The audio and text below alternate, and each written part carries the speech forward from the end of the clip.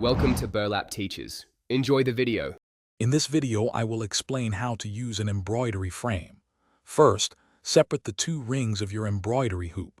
Lay your chosen fabric smoothly over the smaller inner ring. Next, carefully place the larger outer ring over the fabric and the inner ring. Make sure your fabric is taut but not stretched. Finally, tighten the screw on the outer ring until the fabric is held firmly in place. This ensures a stable surface for your stitching.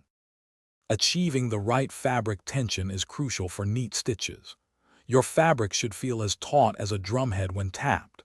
If it feels loose, gently tighten the screw on the outer ring a little more. Be careful not to over-tighten, as this can stretch and distort your fabric, especially delicate types. Position your design so it's comfortably in the center of the hoop, giving you ample space to work. When stitching, hold the embroidery frame comfortably in one hand. This allows your other hand to guide the needle from above and below the fabric. Many embroiderers find it helpful to start stitching from the center of their design and work outwards.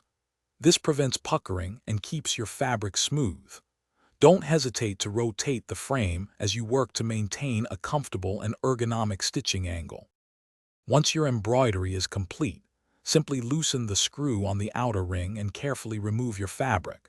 It's best not to leave your finished work in the hoop for long periods, as this can leave marks or creases. To care for your frame, wipe it down with a soft, slightly damp cloth if needed. Store your embroidery frames in a dry place, away from direct sunlight, to ensure they last for many years of creative projects. Thanks for watching. Consider subscribing if this video helped you.